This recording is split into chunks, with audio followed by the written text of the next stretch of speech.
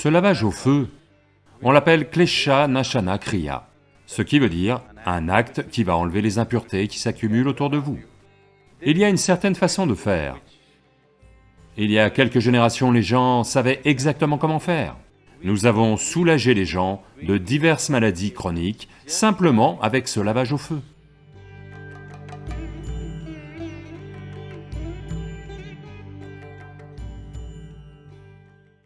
Généralement, dans nos maisons, ce drishti est une chose très importante. Drishti, vous connaissez? Au début, je pensais que c'était un mythe et que ma mère voulait juste le faire, alors ok, fais-le. Mais plus tard, quand j'ai commencé à avoir un accident sur le tournage ou autre, ça n'arrêtait pas de se produire et en particulier, j'ai eu ces coups successifs et puis j'ai eu ces accidents coup sur coup aussi et alors, sans m'en rendre compte, j'ai commencé à y croire. Soudain, j'ai commencé à rappeler à ma mère, Maman, Drishti, je m'en vais. Donc ce concept de Drishti est très présent, c'est dit de nombreuses façons, certains parlent d'énergie, ils le disent de différentes manières, mais c'est une chose très domestique, c'est une croyance très populaire. Alors, quel est votre avis là-dessus? Est-ce que ça existe ou non?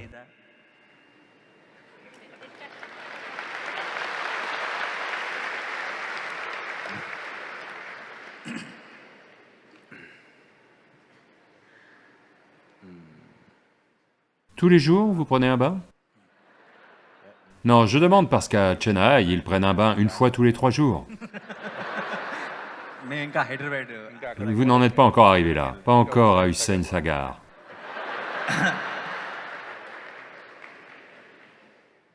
Donc hier, je discutais avec un groupe de personnes éminents dans la soirée. Un des responsables politiques a dit, « Tous ces gens riches prennent une douche tous les jours. » J'ai dit, « D'où est-ce que vous venez ?» En Inde du Sud, sans s'être douché, on ne sort pas de chez nous. Quoi qu'il arrive. Même si on ne boit pas, on se douche d'abord. Alors ne commencez pas cette nouvelle culture, prendre une douche une fois tous les... Dieu merci, c'est vendredi. Donc, vous lavez votre corps avec de l'eau. Il ne s'agit pas seulement d'enlever la saleté. Même si vous n'êtes pas sale, avez-vous remarqué, après une journée de travail, si vous accumulez beaucoup de choses, vous arrivez et prenez une douche, ouf, ça vous redonne la vie, n'est-ce pas? Pas seulement nettoyer le corps, ce n'est pas le savon, juste l'eau qui coule sur votre corps. Vous allez vous plonger dans une rivière, vous y restez 10 minutes, en sortez et voyez, vous avez l'impression de renaître. Parce que, vous devez comprendre, ce corps est fondamentalement composé de 5 éléments, de terre, d'eau, de feu, d'air et d'espace. À cette saison, dans notre centre de yoga, nous avons une soufflerie, au sens où, depuis la vallée silencieuse, les vents de la mousson qui soufflent, sont concentrés dans la vallée. Et lorsqu'ils arrivent sur le centre de yoga, ils soufflent de 70 à 110 km/h, à différents moments de la journée. Donc à cette saison, tous nos volontaires pratiquent juste en se tenant debout face au vent, comme ceci, parce que c'est un lavage au vent. Lavage à l'eau, vous le faites tous les jours. Lavage au vent, vous pouvez le faire. Les gens, les yogis s'enduisent toujours de terre, mais aujourd'hui c'est devenu un bain de boue au spa. D'accord? Donc il y a le bain de boue. De même, il y a le lavage au feu. Ce lavage au feu, on l'appelle Klesha Nashana Kriya, ce qui veut dire un acte qui va enlever les impuretés qui s'accumulent autour de vous. Parce que votre corps n'est pas seulement ici, votre corps ne s'arrête pas ici, il s'étend. Avez-vous remarqué? Les femmes y sont probablement plus sensibles que les hommes.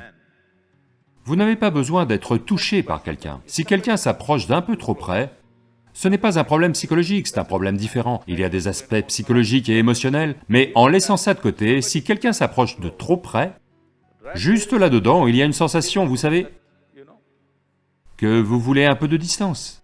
Ils ne vous ont pas touché. Rien que ça cause un certain dérangement, n'est-ce pas? Parce que le corps ne s'arrête pas là. L'énergie est un peu au-delà. Combien au-delà dépend de l'exubérance de vos énergies vitales. Si vos énergies vitales sont véritablement exubérantes, vous pouvez en remplir cette salle. Autrement, c'est au moins un peu. Pour la plupart des êtres humains, ça peut se situer n'importe où, entre 7 et 22 cm à l'extérieur de leur corps. Donc au fur et à mesure que les impuretés s'accumulent sur votre corps, si vous conduisez un 2 roues, vous verrez, je rajeunis chaque fois que je conduis une moto. Parce que si je conduis 4 à 5 heures, à mon retour les gens disent « Sadhguru, votre barbe est devenue noire, complètement noire de carbone ». Donc, des matériaux s'accumulent sur votre corps. Vous les lavez.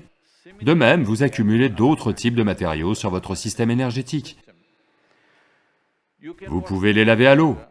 Certaines impuretés vont partir comme ça. Si vous les lavez à l'air, certaines autres choses vont partir. Mais l'air n'est pas toujours disponible comme ça.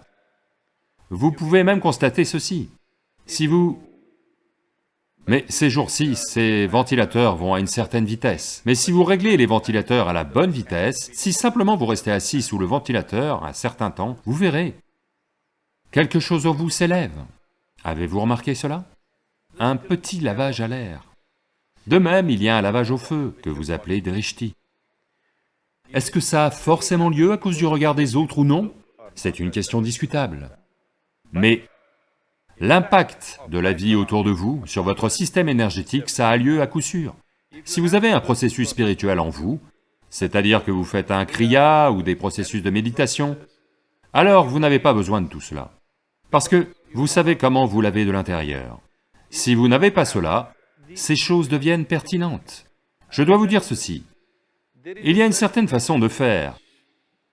Il y a quelques générations, les gens savaient exactement comment faire. Mais aujourd'hui, je vois qu'ils brûlent juste quelque chose et font ceci, ceci, ceci.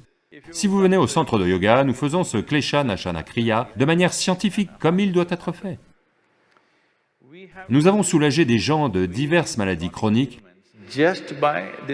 simplement avec ce lavage au feu. Une surprise que nous avons eue récemment, c'est que nous avons constaté que de nombreux enfants atteints de TDAH, qui ont des difficultés d'apprentissage, dans les 6 à 8 semaines suivant ce lavage au feu, ils ont radicalement changé.